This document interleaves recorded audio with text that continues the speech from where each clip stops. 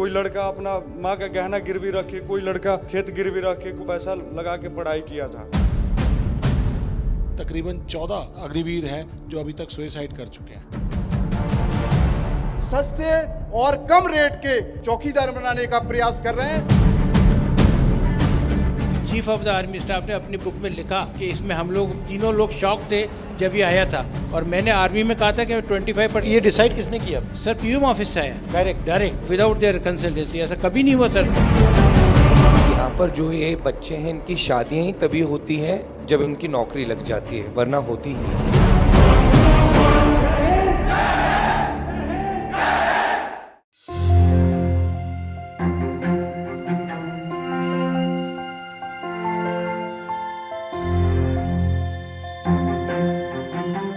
मैं आपकी बात सुनने आया हूं, तो आप अपनी बात रखिए, कोई सवाल हो वो पूछिए, मगर जो आप कहना चाहते हैं कहिए।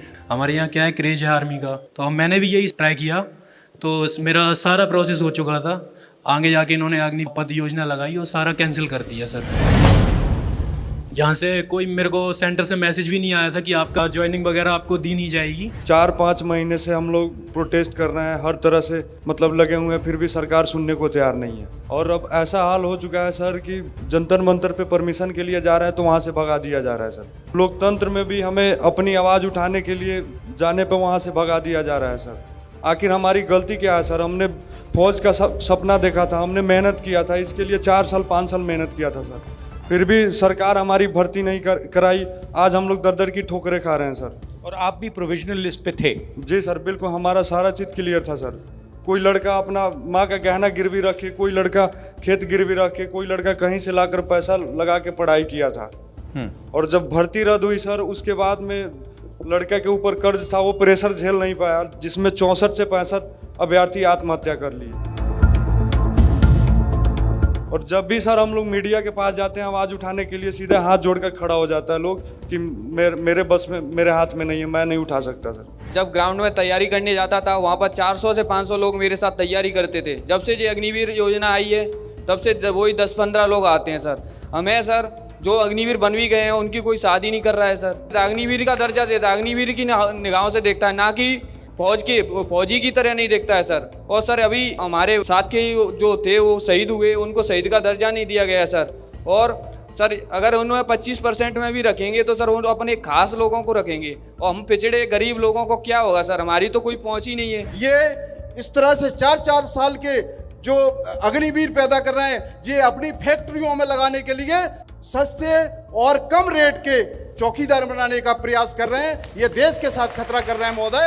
ये आप स्पष्ट करिए कि जब आपकी सरकार आएगी तो आप अग्निवीर को हटा के जो पुरानी भर्ती प्रक्रिया है उसको लागू करेंगे, और हम सैनिकों के जो आरक्षण हक और अधिकार हैं जो हमें पूर्व में मिलते थे कांग्रेस की सरकार में, वो मिले तो हमारे देश की तरक्की और बेहतर होगा। मेन प्रॉब्लम क्या हुई है, हमारी 2004 के बाद जितनी भी पेंशन योजनाएं थी वो सारी बंद कर दी गई हैं। आर्मी के साथ में CST कैंटीन का जो सुविधाएं मिलती थी वो सारी बंद कर दी गई हैं।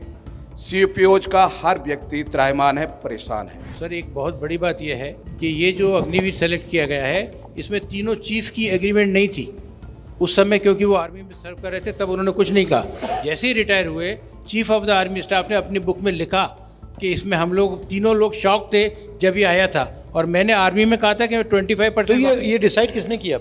सर पीएम ऑफिस से आया डायरेक्ट NSA। Yes sir. एक टैंक को चलाने के लिए अगर टैंक का ड्राइवर है, उसको 120 बटन देखने पड़ते हैं, और नीचे से माइन फील्ड है, ऊपर से गोले आ रहे हैं, मिसाइल्स आ रही हैं, उसके बीच में उसको मेंटली फिजिकली ट्रेंड होके तभी वो निकल सकता है, अदरवाइज वो काम नहीं कर सकता है। और आज हमारे यहाँ पे तकरीबन 14 ऐसे अग्निवीर हैं जो अभी तक सुसाइड कर चुके हैं। तो आर्मी ने ये रियलाइज़ किया कि ये मेंटली एंड फिजिकली रोबस्ट नहीं है, इसलिए उन्होंने कहा कि हमें इनका साइकोलॉजिकल टेस्ट भी करना पड़ेगा। पहली बार ऐसा हुआ। सबसे पहले मैं आपका धन्यवाद करना चाहता हूं कि आप सब यहाँ आए, आपने अपनी बात रखी। जो 1.5 लाख लोग हैं इनके टच में मैं हूँ।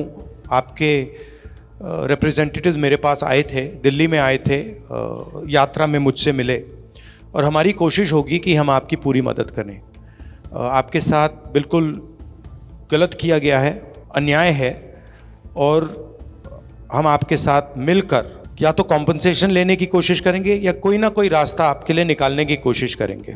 अग्निवीर योजना पे मेरी ओपिनियन है ये देश को मजबूत करने वाली योजना नहीं है और इससे सेना का भी ये नुकसान हो रहा है, देश का भी नुकसान हो रहा है। अगर हमारी सरकार आएगी हम इसे रीअसेस करेंगे, हम इसको देखेंगे और अगर हमें लगे कि ये कैंसिल किया जा सकता है तो हम इसको कैंसिल भी कर सकते हैं। जो आपने एक्स सर्विसमैन ने कहा बिल्कुल सही कहा है, आपको सपोर्ट मिलना चाहिए और वो जो आपका 10% रिजर्वेशन का है उसको हम असेस करेंगे और उसको पूरा करने की कोशिश करेंगे, ठीक है।